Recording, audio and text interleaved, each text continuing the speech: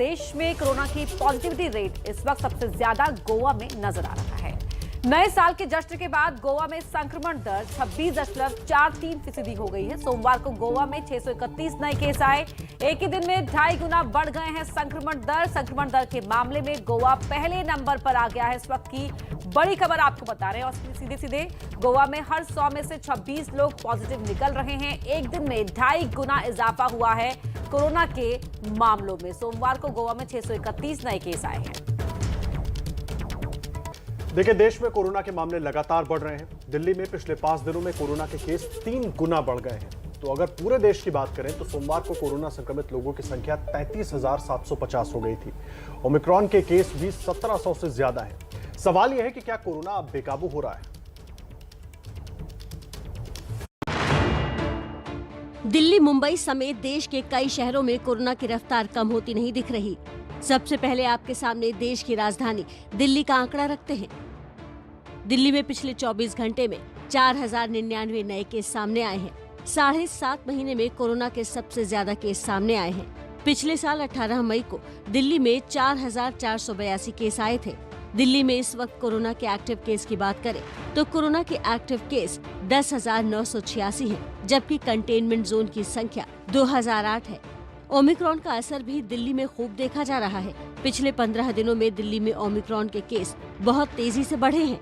पिछले 2 दिनों में जो केस सामने आए हैं उनमें तो 84% मामले ओमिक्रॉन के थे। 2 दिन का जो लास्ट 2 डेज का बता सकता हूँ, उनमें 84% जो पेशेंट थे वो ओमिक्रॉन के थे। 84%।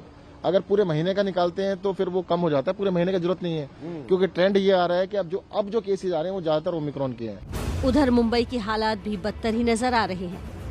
मुंबई में पिछले 24 घंटे में कोरोना के 8,082 नए केस दर्ज हुए हैं। ओमिक्रॉन के 40 नए केस सामने आए। मुंबई में 11 एक्टिव कंटेनमेंट जोन है और 318 इमारतों को सील किया गया है। तो हमने हमारी जो अस्पतालों में दाखिल कराने की, उनकी इलाज कराने की पूरी व्यवस्था मुहैया कराए रखी है और उसमें कोई दिक्कत नहीं होगी अगर मामले बढ़ भी जाते हैं तो। दूसरे राज्यों में भी कोरोना के नए केस लगातार सामने आ रहे हैं। अगर सोमवार को आए आंकड़ों की बात करें तो पिछले 24 घंटे में पश्चिम बंगाल में 6,078 नए केस, केरल में 2,560, गुजरात में 1,259, हरियाणा में 793, छत्तीसगढ़ में 698, उत्तर प्रदेश में 572 और बिहार में 344 नए केस सामने आए हैं। यानी एक बात तो साफ है कि कोरोना के मामले लगातार बढ़ रहे हैं और इसीलिए जरूरत है लापरवाही छोड़ने की और कोरोना नियमों के कड़ाई से पालन करने की। और देश में 15 से 18 साल के बच्चों का कोरोना वैक्सीनेशन का कार्य भी शुरू हो चुका है। आज बच्चों के वैक्सीनेशन का है दूसरा दिन। सोमवार को पहले दिन करीब 40 लाख बच्चों को कोरोना का टीका दिया गया, जबकि अब तक 54 लाख से ज्यादा बच्चों ने अपना रजिस्ट्रेशन करवा लिया है।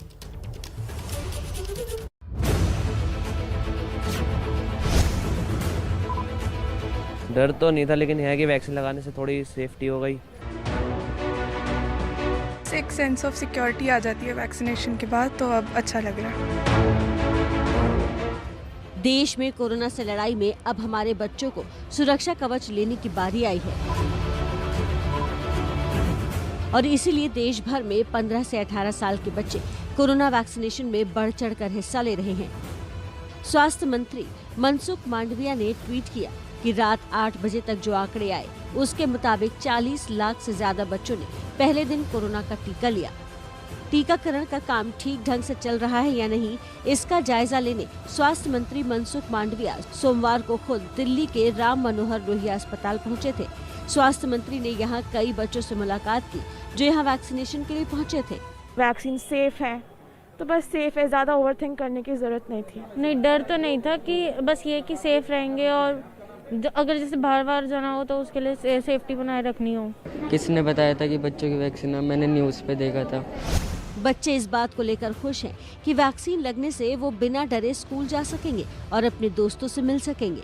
मुंबई में जीवेश से मिलिए, जिन्हें पहले थोड़ा डर भी लगा, लेकिन बाद में वो वैक्सीनेशन को लेकर उत्साहित भी नजर आए। डर तो लगा नहीं, एक्साइटमेंट तो जरूर थी लेने की। अभी वैक्सीन लगा ली है, थोड़ा सा हाथ में दर्द है, अभी आधा घंटा रुकने बोला है, उसके बाद। अच्छा, हाथ में दर्द है। जब सुई लग रही थी कैसा लग रहा था? तभी थोड़ा था दर्द, तभी सुई लगने का डर नहीं था, बस सुई थोड़ा कड़क थी ना, उसका डर था। देश भर में पहले दिन के वैक्सीनेशन के आंकड़े पर पीएम मोदी ने भी खुशी जाहिर की और बच्चों का हौसला बढ़ाया। उन्होंने ट्वीट कर कहा, कोविड-19 से युवाओं को सुरक्षा दिए जाने की दिशा में हमने एक महत्वपूर्ण कदम बढ़ाया है। 15 से 18 साल के बीच टीका लगवाने वाले मेरे सभी युवा दोस्तों को बधाई, उनके परिजनों को भी बधाई। मैं सभी युवाओं से गुजारिश करूंगा कि वो भी आने वाले दिनों में टीका लगवाएं। तो इस बार कोरोना के डेल्टा वेरिएंट के साथ साथ ओमिक्रॉन की दहशत भी है। यही वजह है कि बच्चों को कोरोना का टीका दिलवाने के लिए पहले दिन से ही वैक्सीनेशन सेंटर्स पर भीड़ दिखी।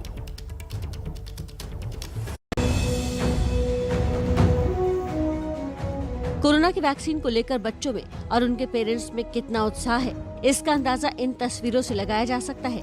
देश के तमाम राज्यों में कई शहरों में बच्चों के वैक्सीनेशन के पहले दिन ही काफी संख्या में लोग पहुंचे। कई जगह तो लंबी लंबी कतारें भी देखने को मिली। मध्य प्रदेश में भी किशोर उम्र के बच्चों के लिए टीकाकरण अभियान शुरू हो गया है। भोपाल के सुभाष एक्सीलेंस स्कूल में है। आप देख सकते हैं यहाँ जबरदस्त तैयारी की गई है। बच्चों में बेहद उत्साह है और दरअसल इसकी तैयारियों की वजह ये भी है कि यहाँ पर मुख्यमंत्री ने औपचारिक उद्घाटन किया है मध्य प्रदेश के टीकाकरण के अभियान का। सरकार ने जो फैसला लिया है, 15 साल से 18 साल के उम्र के बच्चों को अब वैक्सीन लगाई जाएगी। इसी के तहत ये तैयारी है। IGIMS में आज से शुरुआत हुई है और उसमें आप देख रहे हैं कि वायल है और साथ ही इंजेक्शन का सुई लगाने के लिए है। बच्चे जो हैं एक कर एक आ रहे हैं और फिर उन्हें इंजेक्शन लगाया जा रहा है। आंकड़ों की बात करें तो दिल्ली में 20,998 बच्चों को वैक्सीन की पहली डोज मिली। मुंबई में 5,997 बच्चों को कोरोना का पहला टीका दिया गया। मध्य प्रदेश की बात करें तो वहां पर 8,000 से ज्यादा सेंटर पर वैक्सीनेशन अभियान चलाया गया। राज्य में 10 लाख बच्चों को वैक्सीन देने का दावा किया जा रहा है। लगभग 10 लाख बच्चों को हमने जो 15 से 18 साल के हैं उनको वैक्सीन लगा दी। हमारा टारगेट 12 लाख का था और हमें लगता है कि क्योंकि अभी बहुत जगह के आंकड़े आना बाकी, हम लगभग हमारा जो टारगेट है उसको छू लेंगे। उत्तराखंड के मुख्यमंत्री ने दावा किया कि वो बहुत जल्द बच्चों का 100% वैक्सीनेशन पूरा कर लेंगे। हमने तय किया है कि मैक्सिमम हम लोग 7 से 8 दिनों में हमारे प्रदेश के अंदर जो 15 से 18 साल के 6.5 लाख बच्चे हैं उन सभी को हम पूरी तरह से वैक्सीनेशन की डोज दे देंगे। उसके लिए हम सब लोग आगे आएंगे। सब लोगों को इसमें काम करना है। सभी विभाग के लोगों ने, पुराने समय में स्वास्थ्य विभाग के लोगों ने, अन्य विभाग के लोगों ने, हमारे दोनों वैक्सीनेशन के जो काम चले हैं, फर्स्ट डोज और सेकेंड डोज के, चाहे पहली लहर आई है दूसरी लहर आई है, सबने बहुत अच्छा काम किया है। जिस तरह राज्य सरकारों ने जबरदस्त इंतजाम किया है और बच्चों के पेरेंट्स का उत्साह दिख रहा है, अगर उसी रफ्तार से वैक्सीनेशन चलता रहा तो वो दिन दूर नहीं जब देश में 15 से 18 साल के सभी बच्चों का वैक्सीनेशन लक्ष्य पूरा किया जाएगा। देखिए, देश में एक तरफ जहां लोग कोरोना के ओमिक्रॉन वेरिएंट से डरे हुए हैं, वहीं महाराष्ट्र कोविड टास्क फोर्स के member doctor Gautam Bhansali Omicron को भगवान की भेजी हुई वैक्सीन बता रहे हैं। वो ऐसा क्यों कह रहे हैं, आपको दिखाते हैं इस रिपोर्ट में। ये भगवान का भेजा हुआ वैक्सीन है। ये है डॉक्टर गौतम भंसाली और इनका परिचय है सदस्य महाराष्ट्र कोविड टास्क फोर्स। लेकिन ओमिक्रॉन वेरिएंट को लेकर डॉक्टर भंसाली ने जो कुछ कहा है वो चर्चा का विषय बना हुआ है। डॉक्टर भंसाली का मानना है कि ओमिक्रॉन भगवान की भेजी हुई वैक्सीन है, इससे डरने की जरूरत नहीं है। ओमिक्रॉन के सारे पेशेंट स्टेबल है। एक भी पेशेंट को ना तो आईसीयू की जरूरत पड़ रही है, ना किसी पेशेंट को ऑक्सीजन की जरूरत पड़ रही है, ना किसी पेशेंट को हाई मेडिसिन की जरूरत पड़ रही है। सो एक तरह से ये स्टेबल है, लेकिन सावधानी और सतर्कता बहुत जरूरी है।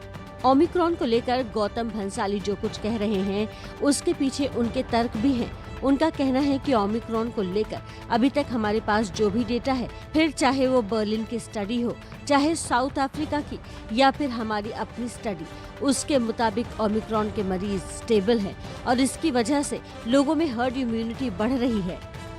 इस वेव के अंदर भी ये थर्ड वेव है और ये ऐसा हमको लगता है, ऐसा हमारी अभी तक की जो स्टडीज आ रही है उससे लगता है कि ये डेल्टा वेरिएंट को सब्स्टिट्यूट कर देगी, खत्म कर देगी और ओमिक्रॉन बहुत ही माइल्ड वे में रहेगी, लेकिन बिना वैक्सीन वाले लोगों के लिए तकलीफ दे सकती है। डॉक्टर गौतम भंसाली के मुताबिक कोरोना की पहली लहर बहुत ही प्रोग्रेसिव थी, दूसरी लहर एग्रेसिव थी और तीसरी लहर रिग्रेसिव रहने वाली है। लेकिन फिर भी कोरोना को हल्के में लेने की जरूरत नहीं है, क्योंकि कोरोना से बचाव का तरीका अभी भी वही पुराना है। मास्क पहनना और वैक्सीन जरूरी है।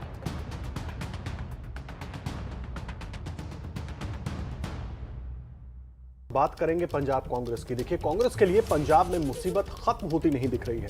इस बार पंजाब के डिप्टी सीएम सुखजिंदर सिंह रंधावा ने सिद्धू पर वार किया है। सवाल है, इतनी कलह के बीच सिद्धू पंजाब में कांग्रेस को क्या बचा पाएंगे? प्रधान जी नाराज ने। मैं कहा जदों दा मैं होम मिनिस्टर बनया प्रधान जी मेरे नाल नाराज। पंजाब के गृह मंत्री और डिप्टी सीएम का ये बयान पंजाब कांग्रेस की कलह की पूरी कहानी कह रहा है। दरअसल सिद्धू लगातार ड्रग्स केस में अकाली दल के नेता बिक्रम मजीठिया की गिरफ्तारी न होने पर सवाल उठा रहे हैं, जो रंधावा को चुभ गया और उन्होंने सिद्धू के हमलों के पीछे व्यक्तिगत वजहों का आरोप लगाकर इस्तीफे की पेशकश कर डाली। प्रधान जी नाराज ने। मैं कहा जदों दा मैं होम मिनिस्टर बनया प्रधान जी मेरे नाल नाराज। कांग्रेस की परेशानी ये है कि सिद्धू वही भाषा बोल रहे हैं जिसके सहारे विपक्षी कांग्रेस सरकार पर हमले कर रहे हैं। कांग्रेस पार्टी आपस में लड़ लड़ के पूरे पंजाब में खत्म हो गई है। कांग्रेस के लोग आपस में लड़ाइयां लड़ रहे हैं। चन्नी साहब की रंधावा साहब से नहीं बनती, रंधावा साहब की झाकड़ साहब से नहीं बनती, झाकड़ साहब की फलाने मंत्री से नहीं बनती, नवजोत सिंह सिद्धू की तो किसी से भी नहीं बनती। ये आपस में लड़ाइयां लड़ रहे हैं, इनको लड़ने दीजिए। रंधावा के मुताबिक मजीठिया छिपे हैं और दिखते ही उनकी गिरफ्तारी कर ली जाएगी। गिरफ्तारी तो जब होगी तब होगी, फिलहाल तो कांग्रेस की मुसीबत खत्म नहीं हो रही है। सिद्धू से विवाद के चलते ही पूर्व सीएम अमरिंदर सिंह का इस्तीफा हुआ। अब अमरिंदर सिंह ने अलग पार्टी बना ली है, जो बीजेपी से गठबंधन कर चुनाव लड़ रही है। लेकिन लग नहीं रहा कि किसी भी कोशिश से पंजाब में कांग्रेस की कलह कम हो रही है।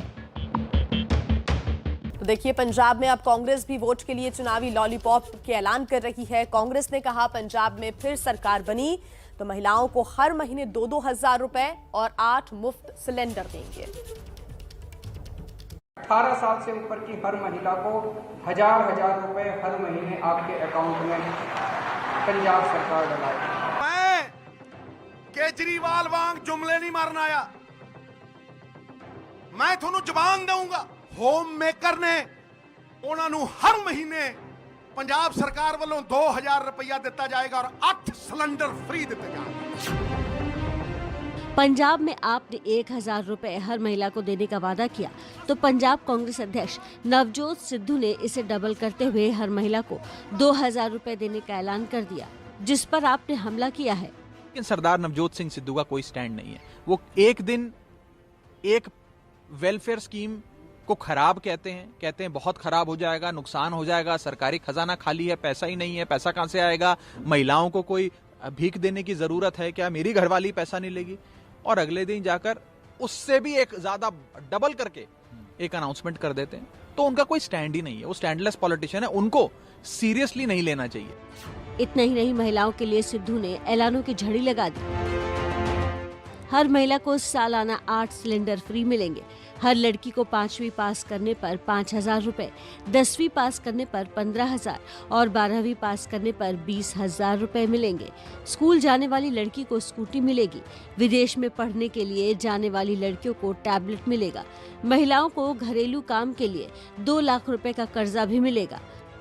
पंजाब में करीब 99 लाख महिला वोटर हैं और पिछले विधानसभा में पुरुषों के मुकाबले वोटिंग में महिलाओं की भागीदारी ज्यादा थी, इसलिए राजनीतिक दलों के निशाने पर महिलाएं हैं। कुल 77.4% रिकॉर्ड वोटिंग हुई। 78.15% महिलाओं ने वोट किया, जबकि 76.69% पुरुषों ने ही वोट किया।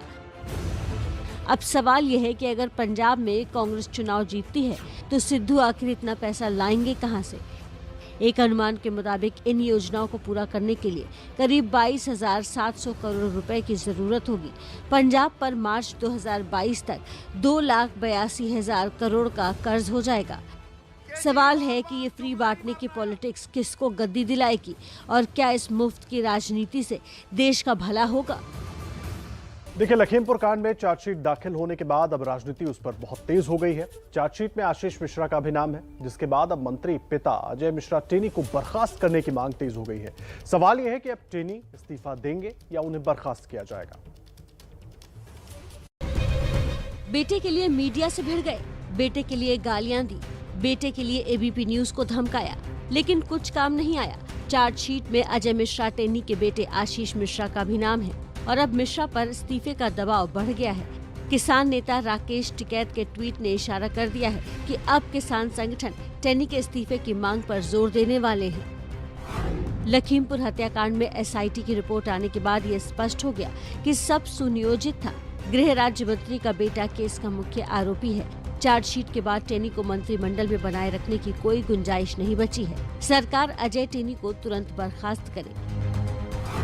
उत्तर प्रदेश में चुनाव है। अब तक बीजेपी ने टेनी से इस्तीफा नहीं लिया है और यही वजह है कि विपक्षी दल बीजेपी पर वार कर रहे हैं। कानून का राज है। उनके पिताजी अगर अपने प्रभाव का इस्तेमाल करते तो एफआईआर नहीं होती अथवा चार्जशीट नहीं लगती, गिरफ्तारी नहीं होती। तो उनके पिताजी ने किस पद का दुरुपयोग किया है? कानून का राज है योगी जी की सरकार में। तो ये कोर्ट के निगरानी में इंक्वायरी हुई है। अगर ये नहीं होती तो बेईमानी होती इसमें। लेकिन जो इन्होंने केसेस लगाए ना, उनका ये पहले से मंसूबा था, इनका ये प्लानिंग थी। तो प्लानिंग का मतलब है कि इन्होंने जानबूझ करके मारा है।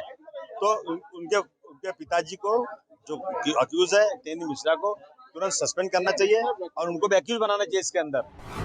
हम आपको बता दें कि 3 अक्टूबर को लखीमपुर में मंत्री के बेटे की गाड़ी ने किसानों को कुचला और कल मंत्री के बेटे आशीष मिश्रा के खिलाफ सबूतों की पेटी कोर्ट में पेश की, जिसमें 5000 पन्नों की चार्जशीट दाखिल हुई। इस चार्जशीट में माना गया कि आशीष मिश्रा मौके पर मौजूद था, यानी चार्जशीट में किसानों के आरोपों को सही माना गया और आशीष मिश्रा की गाड़ी ने ही किसानों को कुचला था। ये हादसा नहीं, सोची समझी साजिश माना गया। 3 अक्टूबर को आशीष मिश्रा की गाड़ी ने कुछ किसानों को रौंद दिया था। इस घटना में 4 किसानों की मौत हो गई थी।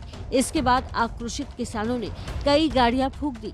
प्रदर्शनकारियों ने गाड़ी के ड्राइवर सहित 4 बीजेपी कार्यकर्ताओं को मार दिया था। उस वक्त टेनी ने ऐलान किया था कि चार्जशीट में बेटे का नाम होता तो वो इस्तीफा दे देते। हमारी किसी जांच से कहीं भी कोई समस्या नहीं है। प्रत्येक जांच एजेंसी का सामना करने के लिए तैयार है। अब चार्जशीट में आशीष झा का नाम आ गया है और ऐसे में सवाल तो बनता है कि इस्तीफा कब देंगे टेनी। और अब बात बीजेपी सांसद के उस सियासी सपने की जिसमें उन्हें भगवान कृष्ण दिखाई दिए।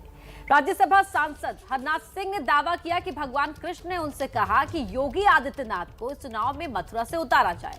उनके इस बयान के बाद ही सवाल उठ खड़े हुए कि क्या मथुरा से योगी को उतारने के लिए पिच तैयार की जा रही है।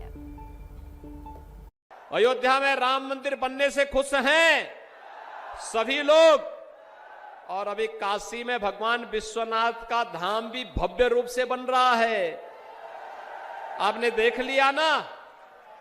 और फिर मथुरा वृंदावन कैसे छूट जाएगा, वहां पर भी काम भव्यता के साथ आगे बढ़ चुका है। यूपी की सियासत में इस वक्त सबसे बड़ा सवाल ये है कि योगी आदित्यनाथ इस बार चुनाव कहां से लड़ेंगे। ये सवाल इसलिए उठ खड़ा हुआ है क्योंकि बीजेपी के राज्यसभा सांसद हरनाथ सिंह यादव ने पार्टी के राष्ट्रीय अध्यक्ष जेपी नड्डा को एक चिट्ठी लिखी है।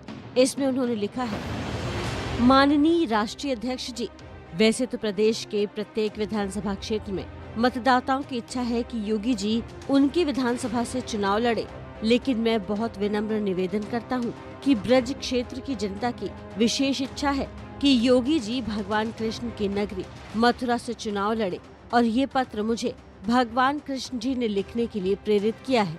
हरनाथ सिंह यादव, सांसद राज्यसभा।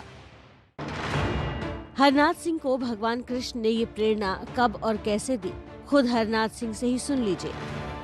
मुझे तो रात्रि को 2 बार स्वप्न आए। दोनों बार मुझे ऐसा लगा कि भगवान कृष्ण मुझसे कह रहे हैं कि मैं उनके और अपने राष्ट्रीय अध्यक्ष जी के बीच में मध्यस्थ बन करके उनका संदेश भेजूं कि वो मथुरा से चुनाव लड़ें। उसी तारतम्य में मैंने प्रातःकाल सुबह उठते ही अपने राष्ट्रीय नेतृत्व को ये अपील किया है कि वो इसके ऊपर गंभीरता से विचार करें।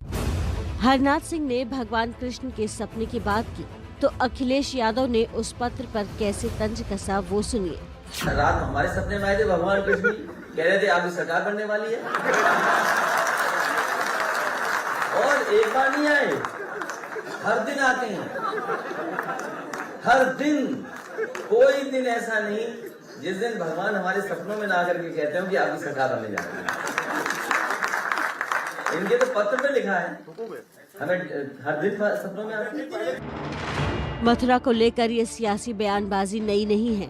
29 दिसंबर को योगी ने मथुरा का मुद्दा उठाया था और उससे पहले केशव प्रसाद मौर्य ने भी मथुरा को लेकर ट्वीट किया था। जाहिर है अयोध्या और काशी के बाद बीजेपी अब मथुरा के जरिए यूपी में सियासी बाजी पलटने के मूड में है। देखिए, यूपी के चुनाव में मथुरा वाले दांव के पीछे बीजेपी की एक सोची समझी रणनीति हो सकती है। सियासी जानकार मानते हैं कि मथुरा में अगर योगी आदित्यनाथ कदम रखते हैं तो बीजेपी के लिए ये एक मास्टर स्ट्रोक हो सकता है।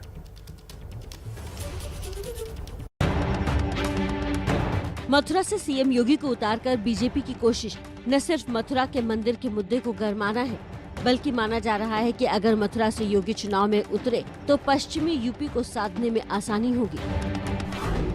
योगी आदित्यनाथ के मथुरा में उतरते ही शाही मस्जिद ईदगाह मुद्दा गरमा सकता है। शाही ईदगाह को लेकर अगर विवाद हुआ तो वोटों का ध्रुवीकरण होगा और ये ध्रुवीकरण बीजेपी को फायदा दे सकता है। इसके अलावा योगी के पश्चिमी यूपी से चुनाव लड़ने पर इस इलाके में किसानों की नाराजगी का असर भी कम हो सकता है। यही नहीं, जाटलैंड में योगी के उतरते ही अखिलेश जयंत गठबंधन की ताकत पर भी असर पड़ना तय है। मथुरा से योगी के चुनाव लड़ने की अटकलों के बीच साधु संत भी लामबंद हो रहे हैं और योगी को मथुरा से चुनाव लड़ने का समर्थन कर रहे हैं। माननीय आदित्यनाथ योगी जी मथुरा वृंदावन से चुनाव लड़ते हैं और यहाँ से चुनाव लड़के आगे पहुँचते हैं तो निश्चित रूप से मथुरा वृंदावन के लिए बहुत अच्छा संकेत होगा। जाते अच्छा तो कुछ है ही ना सके, और यदि यहाँ पे चुनाव लड़ेंगे तो वो तो हमारे पलक पावड़े पे हैं। आदरणीय श्री योगी आदित्यनाथ जी जो शिव परंपरा का गौरव है, स्वयं शंकर स्वरूप है, उनके आगमन से ब्रजवासियों को विकास प्राप्त होगा। मथुरा में साधु संतों की बैठक भी शुरू हो चुकी है, यानी इतना तय है कि यूपी चुनाव में मथुरा मुद्दा जरूर होगा। लेकिन अगर सीएम योगी मथुरा से उतरे तो ये मुद्दा काफी बड़ा हो जाएगा। जोहान्सबर्ग टेस्ट का पहला दिन दक्षिण अफ्रीका के नाम रहा। केएल राहुल की कप्तानी में खेलने उतरी टीम इंडिया सिर्फ 202 रन पर सिमट गई। ये उस मैदान का हाल है जहां 30 साल से टीम इंडिया कोई भी टेस्ट मैच नहीं हारी। सवाल ये कि क्या अब गेंदबाज टीम इंडिया को मैच में वापस आज ला पाएंगे। कप्तान केएल राहुल ने 50 और आर अश्विन के 46 रन में 16 अतिरिक्त रन जोड़ दें तो बाकी 9 बल्लेबाज मिलकर 90 रन बना पाए। सबसे सॉलिड कहे जाने वाले चेतेश्वर पुजारा 3 रन बना पाए। अजिंक्य रहाणे 0 पर आउट हो गए। हनुमा विहारी 20 रन बना पाए। ऋषभ पंत सिर्फ 17 रन बना पाए। दक्षिण अफ्रीका की तरफ से मार्को जेनसन ने 4 विकेट लिए, जबकि डुआने ओलिवियर और कागिसो रबाडा ने 3-3 विकेट चटकाए। अब आपको दिखाते हैं देश की बड़ी उपलब्धि पर नाज करने वाली खबर। चीन से मुकाबले के लिए अहम जोजिला दर्रे की बर्फानी मुसीबत बीआरओ ने पार कर ली है। सर्दियों में रास्ता बंद हो जाता है, लेकिन अब ट्रक जोजिला दर्रे की भीषण सर्दी में भी उसे पार कर पा रहे हैं। आप भी देखिए ये तस्वीरें।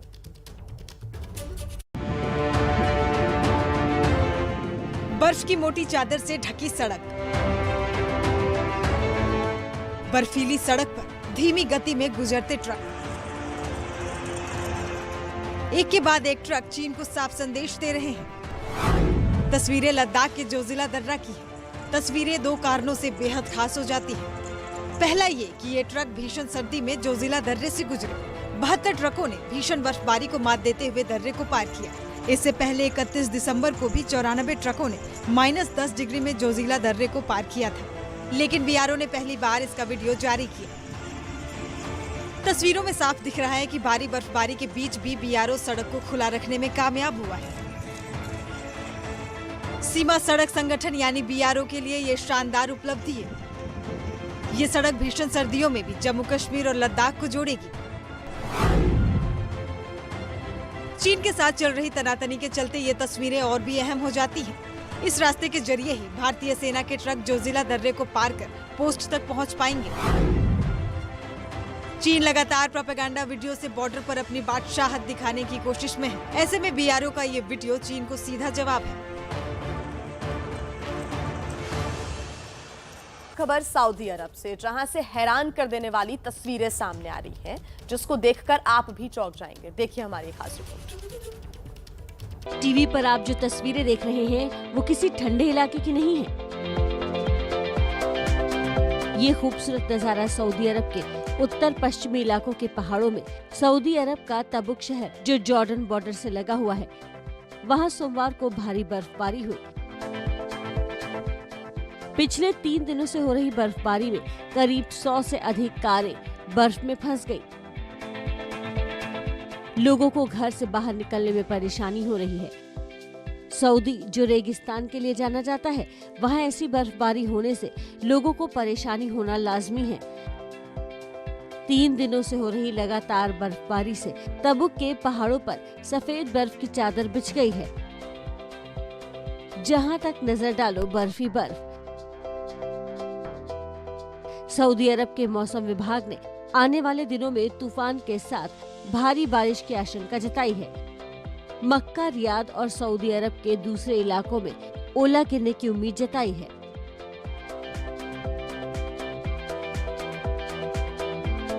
ठंड से परेशान राजधानी दिल्ली और एनसीआर के लोगों को आज ठंड से राहत मिली है। तापमान में बढ़ोतरी नजर आ रही है। आज का न्यूनतम तापमान 5.4 डिग्री सेल्सियस रहा, जबकि अधिकतम तापमान 21.5 डिग्री सेल्सियस रहने के आसार है। हालांकि प्रदूषण से अभी राहत मिलती दिखाई नहीं दे रही है। ठंड से परेशान राजधानी दिल्ली और एनसीआर के लोगों को आज कुछ राहत मिली है। तापमान में बढ़ोतरी नजर आ रही है और साथ ही साथ हम आपको बता देते हैं कि अनुमानित उच्चतम और न्यूनतम तापमान कितना है। तो अभी हम मौजूद हैं मौसम भवन के सामने, जहां पे हम आपको बोर्ड के जरिए, तस्वीरों के जरिए दिखाएंगे कि आज का तापमान क्या है। सबसे पहले हम आपको बता देते हैं कि जो अनुमानित न्यूनतम तापमान है, मिनिमम टेम्परेचर है, वो है 5.4 डिग्री सेल्सियस। तो वहीं उच्चतम तापमान 21.5 डिग्री सेल्सियस जाने का अनुमान है। अगर हम बात कर लें मौसम विभाग के साप्ताहिक अनुमान यानी कि जो वीकली फोरकास्ट होता है उसका, तो उसके हिसाब से कल से हल्की फुल्की बारिश या बादल देखने को राजधानी दिल्ली में मिल सकते हैं। आज तापमान में हर रोज के मुकाबले बढ़ोतरी है। साथ ही साथ हम आपको ये बता देते हैं कि प्रदूषण जो है उससे अभी भी लोगों को राहत मिलती हुई नहीं नजर आ रही है। आज भी राजधानी दिल्ली का एयर क्वालिटी इंडेक्स यानी कि हवा की गुणवत्ता बेहद खराब की स्थिति में है। वेरी पुअर की कैटेगरी में अगर हम नंबर्स की बात करें तो आज AQI है 369, जो कि बेहद खराब माना जाता है स्वास्थ्य के लिए, खासतौर से बच्चों के लिए और जो बुजुर्ग जन हैं उनके लिए ये बहुत बेहद खराब माना जाता है। तो ऐसे में भले ही आज राजधानी दिल्ली को ठंड से राहत मिल गई हो, लेकिन प्रदूषण अभी भी परेशान कर रहा है। कैमरा पर्सन अजय तिवारी के साथ निवेदिता शांडिल्य, ABP न्यूज दिल्ली। तो निवेदिता की रिपोर्ट आपने देखी। प्रदूषण से कोई राहत नहीं है, लेकिन ठंड से थोड़ी सी राहत है दिल्ली वासियों के लिए। बड़ी खबर आपको बता दें, पटियाला मेडिकल कॉलेज में फूटा कोरोना बम। 100 से ज्यादा छात्रों को कोरोना यहां पर हुआ है और तुरंत हॉस्टल खाली करने के लिए आदेश भी दे दिए गए हैं। हॉस्टल में 1000 के करीब स्टूडेंट्स रहते हैं। बता दें कि सीएम चन्नी ने रात में ही एक इमरजेंसी मीटिंग बुलाई, पंजाब में हालात का जायजा भी लिया। कोरोना विस्फोट, यहाँ पर कई छात्र कोरोना पॉजिटिव पाए गए हैं और एहतियातन हॉस्टल को खाली भी कराने के लिए आदेश दे दिया गया है। हॉस्टल में करीब 1000 छात्र रहते हैं। ऐसे में ये एक बड़ा खतरा है। सीएम चन्नी ने रात में ही इमरजेंसी मीटिंग बुलाई और पंजाब में जो हालात हैं कोरोना को लेकर उस पर इस मीटिंग में चर्चा हुई है। तो बड़ी खबर इस वक्त आपको बता रहे हैं, 100 से ज्यादा छात्र संक्रमित पाए गए हैं। पंजाब के पटियाला में कोरोना बम फूटा। पटियाला मेडिकल कॉलेज के 100 छात्रों को कोरोना हुआ है। ऐसे में जो हॉस्टल में 1000 छात्रों से ज्यादा छात्र रहते हैं उन्हें तुरंत ही हॉस्टल खाली करने के लिए आदेशित कर दिया गया है। सभी से अपील की जा रही है कि सोशल डिस्टेंसिंग का पालन करें, मास्क का इस्तेमाल जरूर करें और कोरोना का जो लगातार ग्राफ बढ़ रहा है देश में, ऐसे में ये खतरे की घंटी है। 100 से ज्यादा छात्र संक्रमित पाए गए हैं। तो वहीं अगर हम पूरे देश की अगर बात करें तो कोरोना की जो पॉजिटिविटी दर है इस वक्त सबसे ज्यादा गोवा में नजर आ रही है। नए साल के जश्न के बाद गोवा में संक्रमण दर 26.43% हो गई है। क्या गोवा के मौजूदा हालात से हम सीख लेंगे या फिर लापरवाही जारी रखेंगे? अब शायद उसी का नतीजा सामने आ रहा है, क्योंकि गोवा में कोरोना के केसेस में अचानक जबरदस्त उछाल आया है। पणजी से जो सरकारी आंकड़े सामने आए हैं उसके मुताबिक गोवा में सोमवार को कोरोना संक्रमण की दर बढ़कर 26.43% हो गई है, जो देश में सबसे ज्यादा है। एक दिन पहले रविवार को गोवा में संक्रमण दर 10.7% थी। आपको याद होगा कि मई के महीने में गोवा में संक्रमण दर 43% तक गई थी। एक बार फिर वहां पर हालात बिगड़ते नजर आ रहे हैं। राज्य में कोरोना केसेस की बात करें तो गोवा में सोमवार को 631 नए केस सामने आए, जबकि एक दिन पहले केस की संख्या 388 थी। यही वजह है कि गोवा की सरकार इस वक्त फुल एक्शन में नजर आ रही है। सोमवार को मुख्यमंत्री प्रमोद सावंत ने टास्क फोर्स की बैठक की और हालात की समीक्षा की। गोवा में 26 जनवरी तक स्कूल और कॉलेज बंद कर दिए गए हैं। इसके अलावा राज्य में और भी कई तरह की सख्ती की तैयारियां की जा रही हैं। Those who are 8th and 9th standard will not come for school from tomorrow. That order will be issued by Education Department. 10, 11, 12th will take the vaccine and then they will not come for. And college most likely will close from tomorrow or maybe after 1 or 2 days. उधर Cordelia cruise भी चर्चा में है, जो पिछले 5 दिनों से गोवा के समंदर में खड़ा है। इस क्रूज पर सवार 2000 यात्रियों में से 66 लोगों के कोरोना पॉजिटिव होने की खबर आई है, जिसके बाद राज्य सरकार ने इन सभी लोगों को गोवा में एंट्री देने से मना कर दिया है। अब क्रूज पर सवार लोग वहीं पर फंसे हुए हैं। ये वही क्रूज है जिस पर शाहरुख खान के बेटे आर्यन खान ने पार्टी की थी। आर्यन खान की गिरफ्तारी के बाद क्रूज पर पार्टी की जो तस्वीरें सामने आई थी, उसमें भी देखा गया था कि क्रूज पर सवार लोगों ने कोरोना नियमों का पालन नहीं किया था। इस वक्त की बड़ी और चौंकाने वाली खबर पटियाला से है, जहां पर मेडिकल कॉलेज में फूटा है कोरोना का बम। 100 से ज्यादा छात्रों को वहां पर कोरोना हो गया है और तुरंत हॉस्टल खाली करने के आदेश दिए गए। क्या कुछ इस मामले से जुड़ा हर अपडेट है बताने के लिए हमारे साथ जगविंदर पटियाल हमारे सहयोगी जुड़ गए हैं। जगविंदर, बहुत चौंकाने वाली खबर, तमाम जो एहतियात बरतने की बातें हो रही थी उस पर लापरवाही भारी पड़ती दिख रही है। जी हाँ, देखिए चुनावी माहौल है और जितने भी मेडिकल इंस्टीट्यूट या दूसरे एजुकेशनल इंस्टीट्यूट है उनसे क्योंकि कोरोना पॉजिटिव होने की खबरें आ रही हैं। ये पहली पटियाला की खबर नहीं है कि वहाँ पर मेडिकल कॉलेज के 1000 में से 100 स्टूडेंट इकट्ठे जो है वो कोरोना पॉजिटिव पाए गए हैं, हॉस्टल खाली करवाए जा रहे हैं। इसके अलावा वो पटियाला के ही थापर इंस्टीट्यूट के भी तकरीबन 25 बच्चों को जो है वो कोविड पॉजिटिव पाया गया है। इसके अलावा पंजाब के प्राइमरी स्कूलों को कई जिलों में 15 जनवरी तक बंद करने के आदेश दे दिए गए हैं और ये कहा गया है कि छोटे बच्चे स्कूल में ना आए। बड़ा सवाल ये है कि कोरोना के इस दौर जिस तरह से इस लहर को मात देने के लिए सरकार को इंतजाम करने चाहिए। चुनाव सिर पर होने के कारण बड़ी बड़ी रैलियां हो रही हैं, बड़े बड़े भीड़ इकट्ठी की जा रही है। तमाम नेता, हर पार्टी का नेता जो है वो अपनी अपनी रैली कर रहा है। तो ऐसे में सवाल ये उठता है कि आखिरकार जब बच्चों के कोरोना पॉजिटिव आने और मेडिकल कॉलेज में ये हाल है, तो आखिरकार गाँव और बाकी शहर के हिस्सों में जब ये कोरोना इन रैलियों के कारण और पॉलिटिकल एक्टिविटीज के कारण फैलेगा तो क्या हाल होगा। सवाल ये है कि सब सजग हो और मास्क पहने, सामाजिक दूरी बनाकर रखें और नेताओं को खासकर ये कदम उठाना चाहिए कि वो किसी भी तरह से बड़ी भीड़ को जमा ना करें। जी जगविंदर, एक चीज जानना चाहेंगे, तमाम जो छात्र हैं हॉस्टल में, करीब 1000 छात्र, उनको हॉस्टल खाली करने का आदेश तो दे दिया गया है, लेकिन सवाल ये भी है 100 छात्र पॉजिटिव हैं तो कॉन्टैक्ट ट्रेसिंग क्या होगी, की जा रही है? जी हाँ, बिल्कुल, टेस्टिंग भी बढ़ाई गई है, कॉन्टैक्ट ट्रेसिंग भी की जा रही है। पिछले 48 घंटे के दौरान वो कहाँ गए, किससे मिले और कौन उनके साथ रुके या किन किन के पास वो रुके, ये इन तमाम चीजों की पड़ताल चल रही है। पुलिस को और डिप्टी कमिश्नर को बाकी में भी ये कह दिया गया है कि जितने भी इंस्टीट्यूट में हॉस्टल में बच्चे रह रहे हैं उन तमाम को एहतियाती तौर पर जो भी बंदोबस्त में वो तुरंत किए जाएं। और चीफ मिनिस्टर चरणजीत सिंह चन्नी ने कल रात ही इस पर एक मीटिंग भी की है तमाम मेडिकल अधिकारियों और जिला के बाकी अधिकारियों। ठीक जगविंदर, बहुत धन्यवाद आपका जानकारी के लिए। आगे से जुड़ा हुआ हर अपडेट आप तक हम पहुंचाते रहेंगे। और इस वक्त की बड़ी खबर आपको बता रहे हैं, दिल्ली के मुख्यमंत्री अरविंद केजरीवाल को भी कोरोना हो गया है, कोरोना संक्रमित हो पाए गए। इस वक्त की बड़ी खबर आपको बता रहे हैं, जिस तरीके से कोरोना विस्फोट हुआ है तो वहीं दिल्ली के मुख्यमंत्री अरविंद केजरीवाल भी कोविड पॉजिटिव पाए गए हैं। उनकी रिपोर्ट जो है वो बता रही है कि उन्हें कोरोना हुआ है, संक्रमित पाए गए हैं दिल्ली के मुख्यमंत्री अरविंद केजरीवाल। हाल ही में चंडीगढ़ में वो विक्ट्री मार्च भी निकाल कर लौटे हैं। इस तरह से पंजाब में भी कोरोना विस्फोट हुआ है, दिल्ली में लगातार मामले बढ़ रहे हैं कोरोना के और उसके नए वेरिएंट ओमिक्रॉन के भी। और कल देहरादून में थे मुख्यमंत्री केजरीवाल और ऐसे में अब आज उनकी रिपोर्ट बता रही है कि वो कोरोना संक्रमित हुए हैं।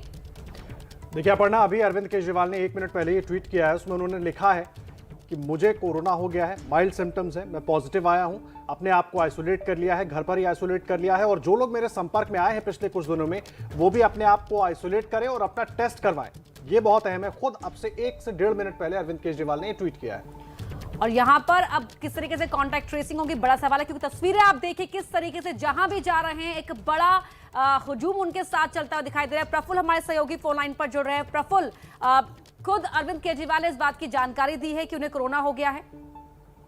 जी, अब से 2 मिनट पहले खुद अरविंद केजरीवाल ने ट्वीट करके ये जानकारी दी है कि उन्हें हल्के लक्षण है, कोरोना पॉजिटिव है और हल्के लक्षण है, खुद को उन्होंने आइसोलेट कर दिया। लेकिन सबसे बड़ा सवाल ये है कि आज उन्होंने ये ट्वीट किया, लेकिन कल तक वो चुनाव प्रचार में थे, कल देहरादून में थे, इससे पहले भी लगातार वो पंजाब में चुनाव प्रचार करते रहे, तो लगातार चुनाव प्रचार कर रहे थे। और सबसे बड़ी बात कि अब वो कल ही वापस आए हैं और आज सुबह जो उन्होंने जानकारी दी है कि वो उनको लक्षण भी हैं थोड़े से, हालांकि वो माइल्ड हैं और उन्होंने अपने आप को आइसोलेट कर लिया है। लेकिन कल वो लोगों के बीच में थे, प्रेस कॉन्फ्रेंस भी की, लोगों के साथ मिलना जुलना भी हुआ है, तो कल लौटे हैं। इसके अलावा आज उन्हें विधानसभा के सत्र में भी शामिल होना था, डीडीएमए की बैठक में शामिल होना था, हालांकि उससे पहले ही उन्होंने जानकारी दी और आइसोलेट कर लिया है। लेकिन वो खुद भी संक्रमित हो गए हैं और दिल्ली में जिस तरह से मामले बढ़ रहे थे उसको लेकर वो कह रहे थे कि चिंता की बात नहीं, अगर सावधानी बरते जाए। तो यहाँ पर खुद संक्रमित हुए हैं और जिस तरह से कल रैली और बाकी जगहों पर तस्वीरें दिख रहे हैं, वो सावधानी वहां नहीं दिख रही थी।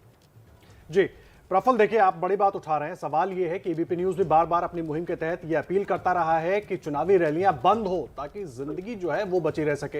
अरविंद केजरीवाल दिल्ली के लिए तो खुद संदेश जारी करते हैं कि लोग सावधान रहें और फिर रैली करने के लिए चले जाते हैं। और सिर्फ अरविंद केजरीवाल क्यों, तमाम राजनीतिक पार्टियां ऐसा ही कर रही हैं। लापरवाही चरम पर है और अब ये तो सिर्फ उसकी एक बानगी है, क्योंकि अरविंद केजरीवाल सबसे अपील भी कर रहे हैं, रैलियों में भी जा रहे हैं। बिल्कुल, देखिए ये सभी राजनीतिक दलों पे लागू होता है कि हर कोई ये चिंता जाहिर कर रहा है, अपने राज्य में ये कह रहे हैं कि कोरोना के केसेस बढ़ रहे हैं, उसको लेकर सख्ती भी लागू लोगों पे की जा रही है, जननेता पे नहीं हो रही है। देखिए कल 3 जनवरी को सुबह 11:30 बजे के करीब अरविंद केजरीवाल एयरपोर्ट पहुंचे और अपने पार्टी के लोगों के साथ उन्होंने मुलाकात की, परेड ग्राउंड गए जहां पर सभा की और वापस उसके बाद दिल्ली और उसके बाद भी यहाँ पर एक बैठक हुई। तो आप देखिए कि लगातार वो ओमिक्रॉन और बाकी चीजों को लेकर वो प्रेस कॉन्फ्रेंस करते रहे, चेताते रहे कि देखिए बढ़ रहा है, सावधानी बरतेंगे तो नहीं बढ़ेगा, लेकिन खुद शायद वो सावधानी बरतना भूल गए और बाकी जो राजनीतिक दल के नेता हैं वो भी शायद वो इस बात को भूल रहे हैं कि जो लोगों से वो अपील कर रहे हैं वो खुद पर भी लागू करनी पड़ेगी ताकि ऐसा ना हो। और आज अरविंद केजरीवाल ने खुद ये ट्वीट करके बता दिया कि वो कोरोना पॉजिटिव हो गए हैं। प्रफुल्ल, पंजाब से लेकर यूपी से लेकर उत्तराखंड, कई लोगों से उनकी इस दौरान मुलाकात हुई है, तो ये कह सकते हैं कि अब उनके लिए भी खतरा है, वो भी जल्द से जल्द अपना टेस्ट कराएंगे, क्योंकि उन्होंने खुद ये ट्वीट कर लिखा है कि जो भी लोग इस दौरान उनके संपर्क में आए, हालांकि लिस्ट बहुत लंबी है संपर्क की, तो ऐसे में सभी लोगों से अपील है कि वो एहतियात बरतें। बिल्कुल, देखिए जो कॉन्ट्रैक्ट ट्रेसिंग का नियम है, जो स्वास्थ्य मंत्रालय की तरफ से गाइडलाइन जारी की गई है, उसके हिसाब से जो संक्रमित व्यक्ति होता है उससे पिछले 48 घंटों में मिले हुए लोगों की कॉन्ट्रैक्ट ट्रेसिंग की जाती है, जिनसे वो मुलाकात किए थे और जिन लोगों के संपर्क में लगातार रहे। तो ऐसे अगर लिस्ट निकाली जाए तो काफी लंबी चौड़ी लिस्ट होगी, क्योंकि वो दिल्ली से फ्लाइट में गए थे, वहां जॉलीग्रांट एयरपोर्ट पहुंचने के बाद बीजापुर गेस्ट हाउस में मुलाकात की थी पार्टी के नेताओं के साथ, उसके बाद परेड ग्राउंड पे सभा की थी, उसके बाद दिल्ली वापस लौटे, अपने बाकी लोगों से यहाँ पर दिल्ली में पार्टी के लोगों से मुलाकात की, तो काफी लंबी चौड़ी लिस्ट था। परसों भी जो जिन लोगों से उन्होंने मुलाकात की है उनका भी कॉन्ट्रैक्ट ट्रेसिंग किया जाएगा, उन लोगों को भी अपने आप को आइसोलेट करना होगा, उनकी भी टेस्टिंग होगी। तो कॉन्ट्रैक्ट ट्रेसिंग और टेस्टिंग ये दोनों अब बहुत महत्वपूर्ण हो जाएगा, क्योंकि बहुत सारे लोगों के संपर्क में आए हैं, अब संक्रमित हैं, तो ये एक 48 घंटे में जितने भी लोग हैं उन सबको अपने आप को आइसोलेट करना होगा, उन सबको अपनी टेस्टिंग करानी पड़ेगी। और तस्वीर भी यहाँ पर हम लगातार दिखा रहे हैं किस तरीके से रोड शो निकालने के दौरान अरविंद केजरीवाल संबोधित कर रहे थे, मास्क किसी के चेहरे पर नहीं था। ये अपील हम लगातार एबीपी न्यूज कर रहा है कि देखिए जो कोविड गाइडलाइन है उनका पालन करें। प्रफुल्ल, एक सवाल यहाँ पर यह भी हो जाता है कि जो आज की बैठक है दिल्ली में वो बहुत ही महत्वपूर्ण बैठक थी कि अगला कदम क्या होगा, अब उस बैठक में किस तरह से काम हो सकता है? देखिए अभी ये हो सकता है कि अरविंद केजरीवाल डीडीएमए की बैठक में शामिल हो, लेकिन वर्चुअली शामिल हो, वो अपने घर से ही वर्चुअली बैठक में शामिल हो, क्योंकि बहुत महत्वपूर्ण है ये बैठक, क्योंकि दिल्ली में जिस तरह से केसेस बढ़ रहे हैं और जिस तरह से पॉजिटिविटी रेट और डबलिंग टाइम है वो काफी ज्यादा है, तो उसको लेकर ये बैठक की गई थी। और जो ग्राफ सिस्टम है उसका हिसाब से जो पॉजिटिविटी रेट है उस हिसाब से तो अब तक दिल्ली में काफी ज्यादा सख्ती हो जानी चाहिए थी। तो अब आगे क्या करना है इसका फैसला सिर्फ डीडीएमए की बैठक में ही हो पाएगा। तो आज वो बैठक काफी अहम थी, जिसमें शायद हो सकता है था कि कुछ सख्त कदम लिए जा सकते हैं और सख्त कदम उठाए जा सकते हैं। तो ये संभावना है कि अब अरविंद केजरीवाल शायद वर्चुअली बैठक में शामिल हों और एक और बात मैं आपको यहाँ बता दूं कि विधानसभा का सत्र था जिसमें आज उनको शामिल होना था, तो वहां वो नहीं जाएंगे, लेकिन इस बैठक में जरूर शामिल होंगे क्योंकि बहुत महत्वपूर्ण ये बैठक है, क्योंकि दिल्ली में अब कोरोना के केसेस काफी तेजी से बढ़ रहे हैं और साथ ही साथ ओमिक्रॉन के मामले भी सामने आए हैं। बिल्कुल प्रफुल्ल, आप हमारे साथ बने रहिए। इस बीच अरविंद केजरीवाल ने ट्वीट भी किया है और जानकारी दी है।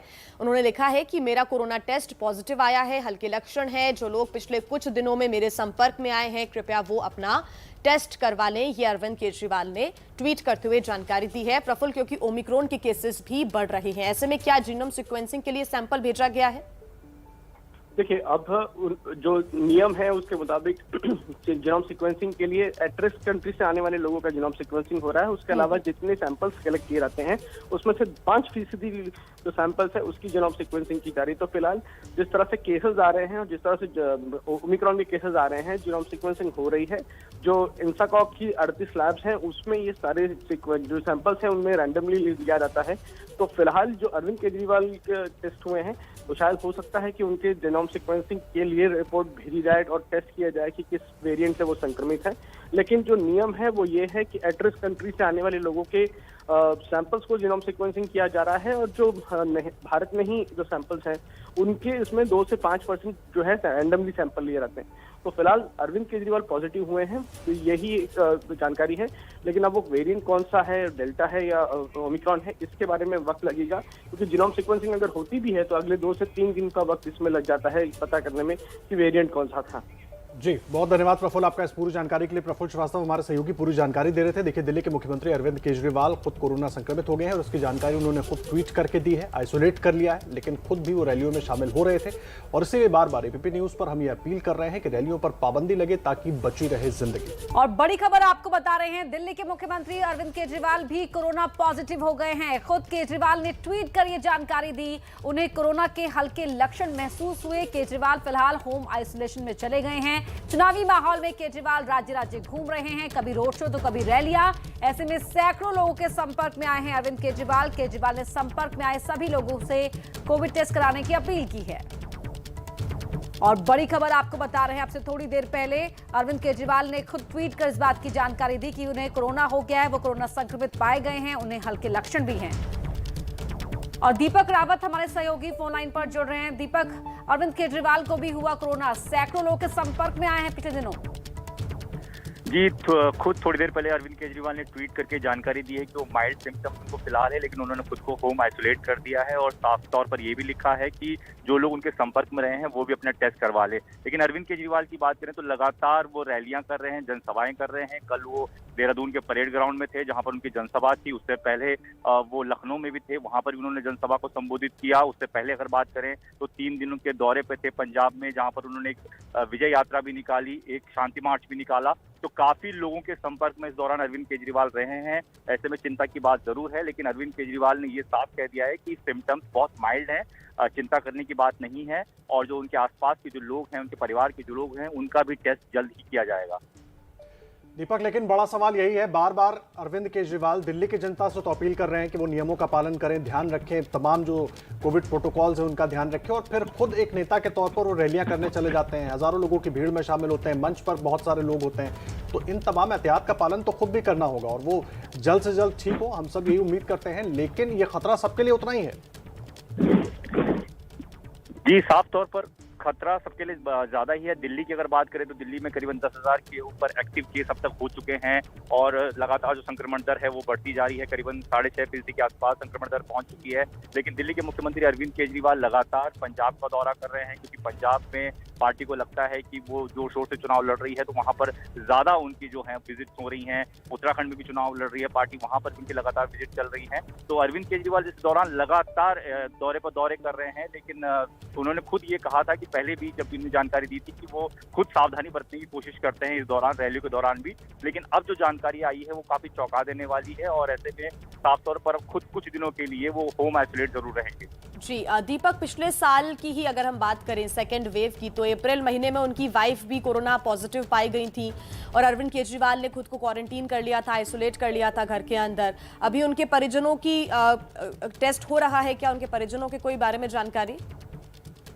जी, साफ तौर पर अभी तक पूरी जानकारी नहीं मिल पाई है, लेकिन इतना जरूर है कि जितने भी लोग उनके करीब आसपास रहे हैं पिछले 2-3 दिनों की बात की जाए तो वो सभी लोगों का टेस्ट जरूर किया जाएगा प्रोटोकॉल के मुताबिक। और साफ तौर पर पिछले जो दूसरी लहर के दौरान जो उनकी धर्मपत्नी हैं उनको भी कोरोना हो गया था, अस्पताल में तक उनको एडमिट करना पड़ा था। लेकिन इस दौरान अरविंद केजरीवाल की बात की जाए तो उनकी भी तबीयत, उनको खांसी काफी ज्यादा रहती है, जिसको ट्रीटमेंट भी काफी दिनों से करा रहे हैं। तो इन तमाम चीजों को ध्यान में रखते हुए अरविंद केजरीवाल खुद से भी काफी ज्यादा एहतियात बरतते हैं, लेकिन उनका ये कहना है कि तमाम कोशिशों के बावजूद अगर ये कोरोना हुआ है तो इसका ध्यान रखा जाएगा। और दिल्ली में भी आज डीडीएमए की बैठक है, क्योंकि दिल्ली में लगातार कोरोना के केसेस बढ़ रहे हैं, तो उसको लेकर भी चिंता जरूर जाहिर की जा रही है, क्योंकि अरविंद केजरीवाल खुद उस कमेटी के उपाध्यक्ष हैं और वहां पर उनका होना भी जरूरी था। हालांकि वीडियो कॉन्फ्रेंसिंग में वो जुड़ेंगे या नहीं जुड़ेंगे इसके बारे में भी चीजें साफ नहीं हो पाई। दीपक, यहाँ पर जो नेता हैं उन्हें नजीर पेश करनी ही होगी, क्योंकि एक तरफ तो आम लोगों से अपील कर रहे हैं कि आप घरों में रहिए, कोविड प्रोटोकॉल का पालन कीजिए, लेकिन खुद रैलियों में जा रहे हैं, बिना मास्क लगाए दिखाई दे रहे हैं। तो ऐसे में अब जिस तरह लगातार वीआईपी कोरोना संक्रमित पाए जा रहे हैं, तो अब कथनी और करनी के इस अंतर को खत्म करना होगा। जी, साफ तौर पर चिंता तो हर कोई जाहिर कर ही रहा है, क्योंकि चुनाव हैं और चुनाव के बीच में रैलियां हैं, जनसभाएं हैं, लोगों की भीड़ इकट्ठा हो रही है। एक तरफ जो तमाम नेता हैं वो बात करते हैं कि सोशल डिस्टेंसिंग की फॉलो किया जाए, मास्क लगाया जाए, लेकिन इन रैलियों में अक्सर हम तस्वीरें देखते हैं कि चेहरों पर मास्क नहीं होते हैं, लोग सोशल डिस्टेंसिंग तो कहीं दूर दूर तक दिखाई नहीं देता है। तो इन तमाम चीज़ों का ध्यान नेताओं को भी रखना होगा, सरकारों को भी रखना होगा कि अगर कुछ किसी चीज़ को लोगों के लिए फॉलो करा रहे हैं तो उसका किस तरीके से उनको भी खुद से ध्यान रखना होगा।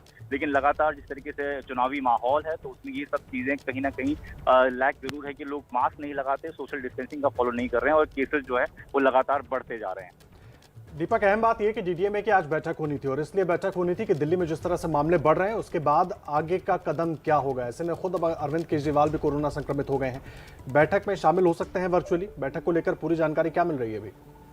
जिस तरीके से अरविंद केजरीवाल ने ट्वीट किया है कि उनको माइल्ड सिम्टम्स हैं, जो जानकारी मिली है उसके मुताबिक ये है कि वो शायद, क्योंकि वीडियो अक्सर जो डीडीएमए की बैठक होती है वो वीडियो कॉन्फ्रेंसिंग से ही होती है, जिसमें एलजी होते हैं, दिल्ली के मुख्यमंत्री होते हैं, स्वास्थ्य मंत्री होते हैं, उप मुख्यमंत्री मनीष सिसोदिया भी होते हैं और तमाम अधिकारी होते हैं, मुख्य सचिव भी होते हैं। तो वीडियो कॉन्फ्रेंसिंग से अगर उनको जुड़ना हो तो शायद वो जुड़े भी, उसका कोई इंतजाम किया जाए। लेकिन अभी तक इसको लेकर स्थिति साफ नहीं है कि वो आज की मीटिंग में शामिल होंगे कि नहीं होंगे। हालांकि 11 बजे डीडीएमए की बहुत जरूरी मीटिंग है, क्योंकि कल 4000 से ज्यादा मामले आए हैं दिल्ली में और दिल्ली में लगातार जो कोरोना का जो आंकड़ा है वो लगातार बढ़ता जा रहा है। 6.5% के आसपास संक्रमण दर पहुंच चुकी है दिल्ली। बिल्कुल, बहुत धन्यवाद दीपक आपका जानकारी के लिए। इसी वजह से एबीपी न्यूज आपसे अपील कर रहा है कि रैलियां बंद करो ताकि बची रहे जिंदगी। हालांकि अरविंद केजरीवाल अभी पॉजिटिव पाए गए हैं। एहतियातन ये किया जा रहा है कि जितने लोग भी उनके संपर्क में थे उनसे अपील है कि वो अपना टेस्ट करा लें, वो एहतियात जरूर बरतें, अपने आप को क्वारंटीन कम से कम कर लें ताकि वो सुपर स्प्रेडर ना बने। कांग्रेस के लिए पंजाब में मुसीबत खत्म नहीं हो रही है और इस बार पंजाब के डिप्टी सीएम सुखजिंदर सिंह रंधावा ने सिद्धू पर वार किया है।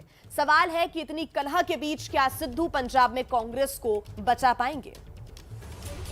प्रधान जी नाराज ने, मैं कहा जदों तो मैं होम मिनिस्टर बनया प्रधान जी मेरे नाल नाराज।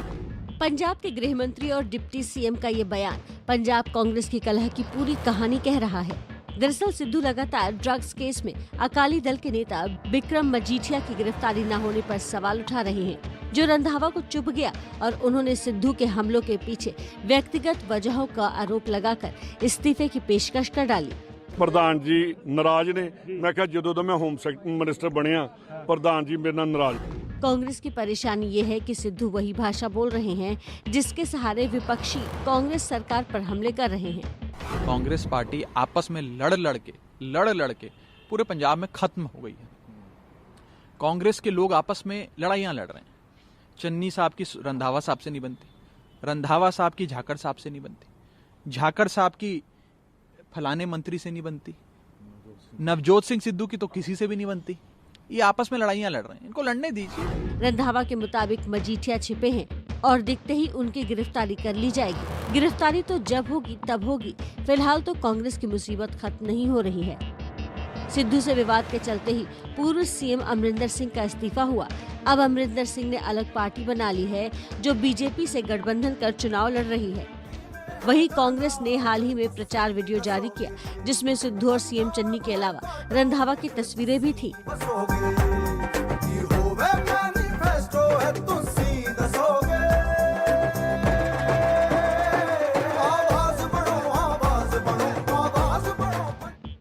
लेकिन लग नहीं रहा कि किसी भी कोशिश से पंजाब में कांग्रेस की कलह कम हो रही है। अखिलेश यादव के एक और करीबी पर आयकर विभाग ने छापेमारी की है। ये बड़ी खबर मिल रही है। एनसीआर के बड़े बिल्डर अजय चौधरी के ठिकानों पर इनकम टैक्स का छापा पड़ा है। एस ग्रुप के नोएडा, दिल्ली, आगरा आदि ठिकानों पर आईटी का छापा पड़ा है। आयकर विभाग के नोएडा डिवीजन ने यह छापेमारी की है। इस वक्त की बड़ी जानकारी हम आपको दे रहे हैं। इसके पहले कन्नौज में समाजवादी पार्टी के एमएलसी पंपी जैन के यहां पर छापेमारी हुई थी और अब अखिलेश के एक और करीबी के यहां नोएडा में छापेमारी हुई है। एनसीआर के बड़े बिल्डर अजय चौधरी के ठिकानों पर इनकम टैक्स का छापा पड़ा है। इस ग्रुप के नोएडा, दिल्ली, आगरा ठिकानों पर आईटी का ये छापा जारी है। आयकर विभाग के नोएडा डिवीजन ने यह छापेमारी की है। देश भर से कोरोना फैलने की खबरें सामने आ रही हैं। देश के कई राज्यों में इस वक्त पाबंदियां, सख्तियां बढ़ती जा रही हैं। कई जगह नाइट कर्फ्यू लगा दिए गए हैं, लेकिन चुनावी रैलियों पर अभी तक कोई रोक नहीं। आज भी यूपी में कई राजनीतिक दलों की रैलियां होनी हैं। क्या ये रैलियां कोरोना की वजह नहीं बनेंगी? जिनकी खानदान और जिनके पूर्वज कहते थे कि हम तो एक्सीडेंटली हिंदू हैं, तो वे लोग अपने को हिंदू बोल भी नहीं सकते। यूपी में इस वक्त सिर्फ चुनाव का शोर है और करीब करीब सभी राजनीतिक दलों की रैलियां जोरों पर है। रोज कई जनसभाएं की जा रही हैं, रोड शो किए जा रहे हैं। जनसभाओं में भीड़ उमड़ रही है। हर किसी को चुनाव की चिंता है, कोरोना की फिक्र किसी को नहीं।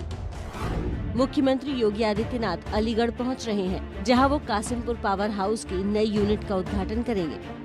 साथ ही 113 विकास कार्यों का शिलान्यास और लोकार्पण भी करेंगे। एक जनसभा करेंगे और छात्रों को मोबाइल और टैबलेट बांटेंगे।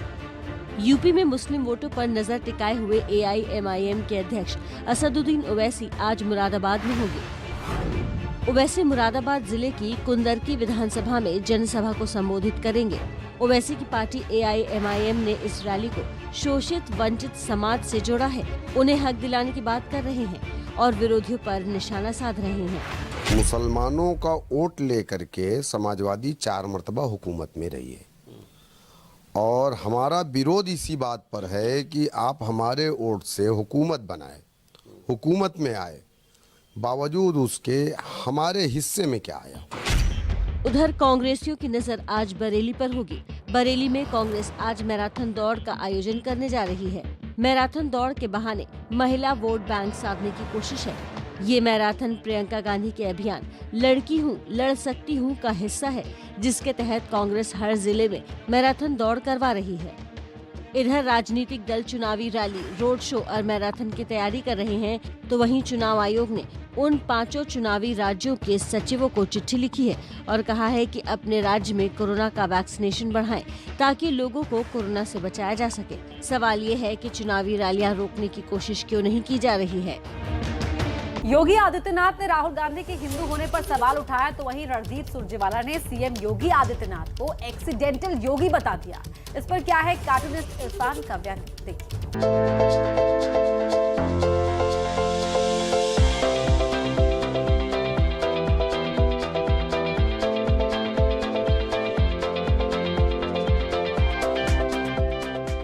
राहुल गांधी एक्सीडेंटल हिंदू हैं, ऐसा कहा उत्तर प्रदेश के मुख्यमंत्री योगी आदित्यनाथ ने। शायद उन्होंने ऐसा इसलिए कहा क्योंकि चुनाव के आसपास ही उनके मंदिर जाने की खबरें आती हैं और ये भी बात सही है कि जब जब राहुल गांधी मंदिर जाते हैं तब तक देश में चुनाव हो रहे होते हैं।